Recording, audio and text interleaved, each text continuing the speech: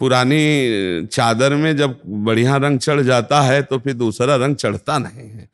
अब उनके दिमाग में बैठ गया मैंने सारे तीर्थ किए हैं, दिमाग में बैठ गया मैंने ये किया है, मैंने वो किया है। ये सब कुछ नहीं है भाई, मेरी बात मानो। नाम जप करते हुए अपने घर में बैठे हो, सारे तीर्थ आपके चरणों में हैं। मेरी बात मान लो, मेरी बात मान लो। वो स्वामी तुलसीदास जी कह रहे हैं, राम राम राम जी जो लो तू न जपी है, तो लो तू कहूं जाए तिहूं ताप तपी है। सुरसरी तीर बिन नीर दुख पाई है, सुर तरु तरे तो दारिद सताई है। मान लो बात। राम राम राम, राधा राधा राधा, कृष्ण कृष्ण कृष्ण, एक नाम पकड़ लो, पक्का अगला जन्म नहीं होगा। राधा राधा उच्चारण करो और श्वास छूट जाए और भगवत प्राप्ति ना हो तो बात हमारी। भरोसा करने पर ही इस मार्ग में आगे बढ़ा जाता है। हाँ, नाम नाम नाम नाम चलाओ और भगवत प्राप्ति की बिल्कुल। अरे पुत्र के बहाने बोला नारायण तो भगवत प्राप्ति हो गई। तुम राधा जान के राधा राधा बोल रहे, तुम्हें भगवत प्राप्ति नहीं होगी। विश्वास करो, जान के तुम राम राम बोलो, भगवत प्राप्ति नहीं होगी। और जो कर्म किया जाए वो भगवत प्रीत्यर्थ किया। यत करोषि, भगवान ने नहीं कहा यत करोषि, जो करते हो मेरे लिए करो, मेरे को अर्पित कर दो या मेरी भावना से करो। दोनों बात है कि हमारे सामने जिस हम पुरुष की सेवा कर रहे वो भगवान है, जो हम पशु पक्षी किसी की भी, वो भगवान उसमें है। भगवत भावना, तो भगवत भावना ही यज्ञ है। यज्ञ नाम भगवान का है। भगवत प्रीत्यर्थ, भगवत प्रीत्यर्थ किया हुआ कर्म यज्ञ है। और स्वसुख वांछा से किया हुआ कर्म बांधने वाला है, वो निश्चित अवश्य में भोक्तव्यम कृतम कर्म शुभाशुभम। और भगवत प्रीत्यर्थ कर्म शुभ अशुभ का नाश करके भगवत प्राप्ति कराता है। वो कर्म योग हो जाता है, केवल कर्म नहीं रहता। नहीं, जैसे महाराज ने बड़े ही धर्मात्मा पुरुष और गौ सेवक और गौदानी और सब कुछ ब्राह्मणों ब्रह्म ऋषियों को दे देने की भावना रखने वाले, लेकिन थोड़ा सा अपराध तो गिरगिट बन गए, भगवत प्राप्ति में बाधा पहुंच गई। हमें लगता है कि दान पुण्य सुकृत इनके साथ यदि हम अच्युत भावना, सबके प्रति भगवत भावना और भगवत स्मरण रखें तो हमारा सब काम ठीक हो जाएगा, भगवत प्राप्ति हो जाएगी। अगर नहीं तो फिर हमें इस पर विश्वास नहीं, शुभ कर्मों पर। जैसे शुभ कर्म के परिणाम रूप एक मनुष्य शरीरधारी महाराज नहुष देवराज इंद्र पदवी पर बैठते हैं, फिर इसके बाद त्रुटि होने पर अजगर योनि को प्राप्त होते हैं। जमान है, शुभ कर्म जमान है। भगवत स्मरण करने की इतनी महिमा है कि एक व्यभिचारी पुरुष अंतिम समय अपने पुत्र को पुकारता है नारायण, उसे भगवत प्राप्ति हो जाती है।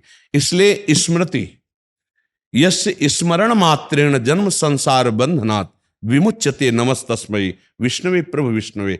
यदि स्मृति नहीं तो हमारी नजर में सब व्यर्थ है। क्योंकि आप शुभ कर्म करके, यज्ञ करके, शास्त्र स्वाध्याय करके, सब कुछ करके भगवत प्राप्ति नहीं कर सकते जब तक अखंड स्मृति नहीं होगी। इसके लिए अखंड स्मृति जरूरी। हाँ, अव्यावृत भजनात्। भगवान अपनी प्राप्ति का उपाय बताते, अनन्य चेता सततम यो माम स्मरति नित्य सहा तस्याहम सुलभा पार्थ। देवर्षि नारद जी बताते हैं भगवत प्राप्ति को उपाय, तदर्पिता अखिलाचारिता तद्विस्मरणेन परम व्याकुलतेत। समस्त आचरण भगवान को समर्पित किए जाए, श्री कृष्ण अनुकूलेन प्रतिकूल से विसर्जनम, तब हमारे हृदय में अखंड स्मृति, तद्विस्मरणेन परम व्याकुलतेत तन्मयाहा। भगवत स्मृति में तन्मय। शुभ कर्म और अशुभ कर्म दोनों बंधन कारक है। शुभ कर्म सोने की जंजीर है, अशुभ कर्म लोहे की जंजीर है। जब शुभ अशुभ दुर्ग विध्वंस बल, तब जयति जयति जग उच्चर है। शुभ अशुभ दोनों का नाश करके त्रिगुणातीत अवस्था, कालातीत अवस्था भजन से प्राप्त होती है। अगर निरंतर स्मरण भजन नहीं बन रहा तो हमारी दृष्टि में कोई महत्व नहीं तुम्हारे शुभ कर्मों का। वो शुभ कर्म पुण्य क्षीणे मृत्यु लोके विसंति, पुनः ले जाएंगे, नया स्वप्न दिखाएंगे और फिर मृत्यु लोक में गिरा देंगे। स्वर्ग क्या है? एक अच्छा स्वप्न है, बस, और कुछ थोड़ी है। भोगने के बाद फिर तो काम बना नहीं ना। हाँ, तो इसलिए जब तक निरंतर भगवत स्मृति, आंतरिक भगवान का चिंतन है और शुभ कार्य का कर्ता भाव नहीं रखना है, शुभ कार्य का फल नहीं चाहिए। इसमें यह भी प्रवीणता रखनी है कि अशुभ कर्मों का त्याग करना है, शुभ कर्म शास्त्र प्रमाणित करना है, और उसके फल की आकांक्षा नहीं रखनी, और उसके कर्ता भाव का त्याग करना है। मतलब निस्वार्थ भाव से। हाँ, आप कर्ता हैं ही नहीं, आप तो साक्षी मात्र हैं। बहुत समझना, करण में जो अध्यात्म तेज पड़ रहा है उससे वो संचलित हो रहे हैं। जैसे एक पर्दा कर दिया जाए और लोहे के कुछ कण फेंक दिए जाएं, चुंबक यहां रख दिया जाए, तो उनमें चंचलता आ जाएगी, चैतन्यता आ जाएगी। जड़ लोहा जो हिल रहा है तो चुंबक की इच्छा नहीं है, उसकी पावर से वो हिल रहा है। ऐसे ही आत्म तत्व के पावर से अंतःकरण संचलित हो रहा है, और अंतःकरण 3 गुणों के अनुसार क्रियाएं में रत है, इंद्रिय मन, और आप उसके दृष्टा हैं और आप उसके संचालक हैं। आप उसको सही दिशा देते, गलत दिशा देते, ये आपको देखना है। लेकिन वो पावर गुणानुगुण वर्तन्ते मनुष्या पार्थ सर्वसा, ये तीनों गुणों के प्रभाव से हो रहा है। अंतःकरण जो संचलित हो रहा है आत्म पावर से हो रहा है, और वो आत्म पावर आप हैं। आप दृश्यमात्र हैं, कर्ता नहीं। ये आपके अनुसार बोल रहे हैं। और फल में सुख दुखे समय कृत्वा लाभा लाभो जय जय। सुख दुख में, लाभ हानि में, जय पराजय में, स्थिति परिस्थिति कैसी भी हो, संतुष्टायन केनवा। आप चूंकि साक्षी हैं इसलिए कोई भी स्थिति आपको स्पर्श नहीं कर सकती, कोई भी परिस्थिति आप पर हावी नहीं हो सकती। अगर आपने अपने को साक्षी भाव में ला चुके हैं तो, और अगर देह भाव में है तब तो प्रभावित कर लेगी। फिर उस समय दूसरे भाव से आ जाता है कि भगवान हमारे को निर्मल कर रहे हैं, भगवान हमारे को निर्मल करने के लिए ये परिस्थिति दी है। अगर अनुकूल परिस्थिति आती है तो भगवान दुलार कर रहे हैं, प्रतिकूल आती है तो भगवान कृपा कर रहे हैं, क्योंकि हमें पावन कर रहे हैं। और अगर हम ज्ञान भाव में देखते हैं तो फिर दृष्टा भाव से देखते हैं। यही तो बहादुरी है कि विक्षेप जब आए तब हम मुस्कुराए। विक्षेप आ किसको रहा है? मन की मानी हुई अनुकूलता के प्रतिकूल चेष्टा को विक्षेप कहते हैं। मन की मानी हुई अनुकूलता के प्रतिकूल जो चेष्टा हुई उसको विक्षेप कहते हैं। कोई विक्षेप नहीं। हमारी भगवदाकार वृत्ति करना है तो हमको विक्षेप को भी भगवदाकार करना है। हमें कुछ भी छोड़ना नहीं, सबको घसीटना है अपने भाव में, कहीं कोई परेशानी नहीं। जैसे भारी विक्षेप पड़ रहा है, कोलाहल अशांति, उस समय भी हम देख रहे हैं ये गुणों के प्रभाव से हाहाकार मचा हुआ, पर मैं इस समय निर्लेप हूं, मैं इस समय परम शांत हूं, मेरे स्वरूप में कोई अशांति नहीं, गंभीर शांत मुद्रा है, बस संतुष्टा येन केनवा। बस यही प्रवीणता है उपासक की कि अपने को विक्षेप से बचा ले, ना स्वयं उद्विग्न हो और ना अपनी किसी चेष्टा से किसी को उद्विग्न होने दे। अपनी चेष्टा से ना होने दे और दूसरे की चेष्टा से स्वयं अपने को उद्विग्न ना होने दे। जैसे हमारे अंदर विक्षेप आ रहा है, अब वो विक्षेप किस कोटि का है पहले हमको ये देखना होगा। प्रतिकूलता को ही तो विक्षेप मान रहे हैं ना, तो हमारे को प्रभु इस प्रतिकूलता में भी भगवदाकार वृत्ति रहे, इसके लिए मुझे अवसर दिया है जी। तो मुझे उस समय और डट के भजन करना है। हाँ, जैसे कोलाहल या किसी भी तरह का विक्षेप है, किसी भी तरह का, कोई हमें बार बार परेशान कर रहा है, वो बार बार हमें, तो उस समय हमको अपनी एकाग्रता और फिट कर देनी है। मतलब भगवान मुझे इस स्थिति में भी मेरा निरंतर भजन चले, ये इसलिए परिस्थिति भेजा है।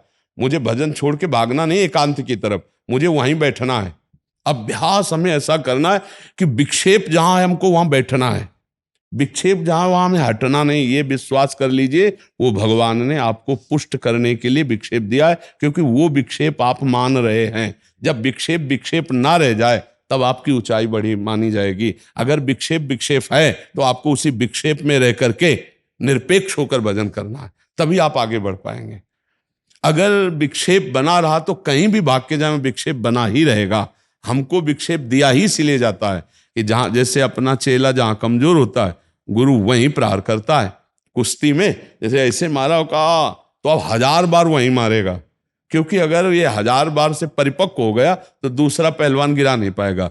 ऐसे ही भगवान हमारे गुरु हैं, तो देखते हैं काम से विक्षेप, ये क्रोध से विक्षेप, ये लोभ से, तो बार बार वही वृत्तियां भेजते हैं।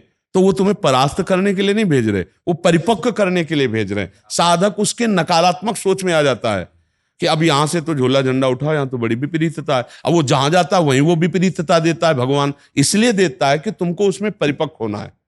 परिपक्व नहीं हुआ तो फिर ठीक नहीं है। देवर्षि नारद जी ने कहा जनक जी से, बहुत हमको इससे संतुष्टता हुई कि हमें साधना में परिपक्वता कैसी लानी है। उन्होंने कहा विदेह राज कैसे हैं? सब कुछ तो आपके पास है, रानी है, मकान महल, सब भोग सामान, और विदेह राज, देह भी राज सुखों का भोग भोग रहा है, तो आप विदेह कैसे हैं? आज शयन कीजिए, कल आपको बताएंगे, कल बताएंगे। भोजन पवाया, महल में शयन कराया। देवर्षि नारद उच्च कोटि के महापुरुष हैं, भगवान की तरह, चाहे दैत्य हो चाहे देवता, सब इनका आदर करते हैं। महल में जब शयन किया तो अपनी रानी से कहा, जाओ देवर्षि नारद जी के साथ शयन करो जाकर। तो आज्ञाकारिणी पतिव्रता थी। देवर्षि नारद भगवान के अवतारों में गणना, जे ही गई तो वो भगवत चिंतन में लेटे हुए थे। जब देखा कोई लेटा तो वो नहीं देखा कौन है, देखा स्त्री। वो ऐसा कैसे हो सकता है कि मुझे शयन करा के मेरे आसन पर स्त्री? ये सुबह बात करेंगे। वो और शकील, वो और शकील गए, वो और शकील गए, वो और शकील गए। जब दीवाल मिली तो दीवाल की तरफ मुख करके देवर्षिनाथ पूरी रात बिताई। महारानी उठ के चली गई। देवर्षिनाथ जी सुबह गए और कहा, ये कौन सा मजाक था महाराज? आप तो बड़े बड़े ज्ञानियों को शिक्षा देने वाले हैं, परमहंस सुखदेव जी के गुरु हैं, क्या ये अभद्रता नहीं है जो आपने की? तो क्या हुआ महाराज, क्या हुआ? बोले, रानी को आपने भेज दिया, बाद में मुझे पता चला वो रानी ही थी, मेरे साथ क्यों शयन कराया? फिर क्या हुआ? बोले, मैं शकीला। फिर क्या हुआ? बोले, जब दीवाल मिली तो दीवाल की तरफ मुंह करके पूरी रात लेटा रहा और वो पार्श्व में लेटे रहे। तो आपको दीवाल और स्त्री में फर्क नजर आया? बस हमको यही फर्क नहीं नजर आता। जैसे तुम्हारे लिए दीवाल मिली तो शांति से आप, ऐसे मेरे लिए स्त्री, ऐसे मैं, इसलिए मैं विदेह राज हूं कि तुम्हें स्त्री और दीवाल में फर्क नजर आया, मुझे स्त्री और दीवाल में फर्क नहीं। देह स्थिति से ऊपर। इससे हमें बहुत उदाहरण मिला कि हमें हर विक्षेप को भगवत स्वरूप समझकर सहना है। हम भगवत पार्षद हैं, संत हैं, हमें कहीं भी विक्षिप्त नहीं। ए दूरी, किससे कौन दूरी, किससे कौन दूरी, बस यही समझना। तो आसक्त भी नहीं होना और घृणा नफरत भी नहीं करना कहीं भी, पूरे विश्व में समभाव से। जब श्री सुखदेव जी महाराज व्यास देव जी से बताया कि मेरा जो अनुभव, क्या यही ब्रह्म साक्षात्कार है? अब इसका प्रमाण तो गुरुदेव ही देंगे। तो श्री व्यास देव जी ने इसी प्रमाण के लिए जनक जी के पास भेजा सुखदेव जी को। तो सुखदेव जी की अंतर्वृत्ति जान करके जनक जी ने उनकी परीक्षा ली। जो ही प्रथम गेट में गए, रुकवा दिया। तो उनका, प्रार्थना कीजिए जनक जी से, मैं मिलने आया हूं। कोई उत्तर नहीं। 7 दिन 7 रात्रि तक कोई उत्तर नहीं। भला सोचो, अपने लोगों को घंटा 2 घंटा हो जाए तो चेहरे का रंग बदल जाएगा। 7 दिन 7 रात्रि कोई उत्तर नहीं, और वो यथावत वैसे ही खड़े रहे। पूछा उनके चेहरे की आकृति में कोई परिवर्तन? कोई परिवर्तन नहीं। बोले, अब महलों में ले जाओ। और दिगंबर, 16 वर्ष की अवस्था श्री सुखदेव जी के दिगंबर रहते थे, कोई लंगोटी भी नहीं लगाते थे। 9 युवतियों के द्वारा स्नान और सारी सेवाएं। रोज पूछते, कोई फर्क? बोले, महाराज जैसे गेट के बाहर थे वैसे ही आज भी है। 7 दिन 7 रात्रि 9 युवतियां सेवा करती रही। इसके बाद जब देखा कोई फर्क नहीं, तब आए और अर्चना वंदना की। आइए, कहा, आपको जो अनुभव हुआ है वो सत्य है, क्योंकि नहीं स्वात्मा रामम विषय मृग तृष्णाम भ्रमयति। आत्मा राम पुरुष निर्माण होता है। आत्मा राम पुरुष कभी विषय मृग तृष्णा में भ्रमित नहीं हो सकता। आप आत्मा राम हैं, आपको आत्मबोध हो चुका है। श्री सुखदेव जी के गुरु हैं जनक जी। बस यही बात हमको समझनी है। किसी भी स्थिति में हमें कहीं भी विक्षेप नाम की चीज न रह जाए, कोई विक्षेप न रह जाए। अगर विक्षेप है तो बार बार भगवान तुम्हें देंगे जब तक उस पर विजय नहीं प्राप्त कर लोगे। तो विक्षेप तो साधक अवस्था में बहुत से आते हैं, लेकिन उन विक्षेपों को सहकर अपनी साधना को परिपक्व कर लेना, यही साधुता है। सहनशील, आशय उदार, धीरज सहित विवेकी, तास्तितिक्षस्व भारत, आगमा पाइनो अनित्यास। जितने विक्षेप हैं आगमा पाइनो हैं, आने जाने वाले हैं। इनको सहन करना पर हमें विक्षेप को विक्षेप मानना नहीं, परीक्षा माननी है। हमें उत्तर देना है विक्षेप में विक्षेप रहित होकर अपने ही लक्ष्य पे बने रहना। अगर लक्ष्य छूट गया और विक्षेप से प्रभावित हो गए तो विक्षेप हो गया। अगर लक्ष्य चिंतन नहीं छूटा तो विक्षेप से हम कभी प्रभावित नहीं हुए, कभी परास्त नहीं हुए। हमारे लिए कोई विक्षेप ही नहीं है, कोई विक्षेप नहीं है, कुछ विक्षेप नहीं। मत्ता परतरम नान्यत किंचित अस्ति धनंजय। वही सत्य वस्तु विक्षेप बन के आता है हमको पुष्ट करने के लिए, हमको पुष्ट करने के लिए। कभी वो हमको नष्ट करने के लिए नहीं आता, वो पुष्ट करने के लिए आता। वो जितनी बाधा स्वीकार करता है उसको निर्बाध करेंगे, अबाध गति प्रदान करेंगे। तो इसलिए अपने लोगों को हर विक्षेप को सहना है, सहकर वहां भगवत लक्ष्य रखना है कि भगवान ने मुझे विक्षेप दिया भजन करने के लिए। और सत्य मानिए, बहुत आनंद आएगा जब विक्षेप सहकर सही माने में निकल जाओगे। यहां तक कि पिटाई भी करवा देते हैं। ऐसे कई घटनाएं, जो भ्रमण करते हैं उनको ये प्रसाद मिलता रहता है। ऐसे अशुद्ध प्रवृत्ति वाले जनों को मिलाया जाता है कि अब देहाभिमान कितना रह गया है, बस ये शांति से। तो हमें पिटाई तक को भी भगवत प्रसाद मान के सहना होगा, तभी आगे। जब कोई अध्यात्म की ऊंचाई पर चढ़ा हुआ होता है तो ऐसे नहीं चढ़ा होता, रसगुल्ला खा के नहीं चढ़ा है गुलाब जामुन खा के नहीं चढ़ा है।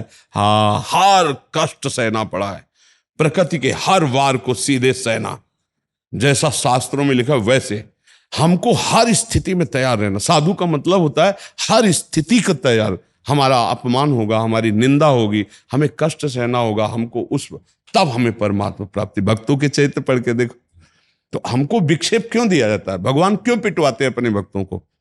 आज की सत्संग में अगर जो बैठा हुआ हो, कोई था आज के सत्संग में तो सुना आपने, सत्संग में माधवदास बाबा को पिटवा रहे। क्यों पिटवा रहे? कितना देहाभिमान रह गया अभी, कितना समर्पण की कमी।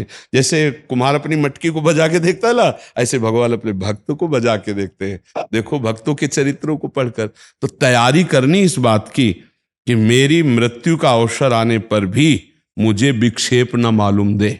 यही अध्यात्म है जो आपको हर परिस्थिति में मुस्कुरा के जीना सिखाता है, जो हर परिस्थिति से लड़ना सिखाता है। टूटना अध्यात्म में है ही नहीं, तोड़ नहीं सकता। हर अध्यात्म का स्वरूप यही है। तो ये जो गृहस्थी में नाना प्रकार के दुखों को लोग भोग रहे, चिंता शोक, इससे उनको यही समझाना चाहते हैं कि वास्तविक दुख आपको छू नहीं सकता। आप ऐसे हो, पर आपने अपने को शरीर मान रखा है, आप गलत आचरण करते हो, इसलिए आपको दुख भोगना पड़ता है। नहीं, दुख तो आएगा, जो प्रारब्ध रचना है वो शरीर में आएगी, लेकिन उससे लड़ना सीखो।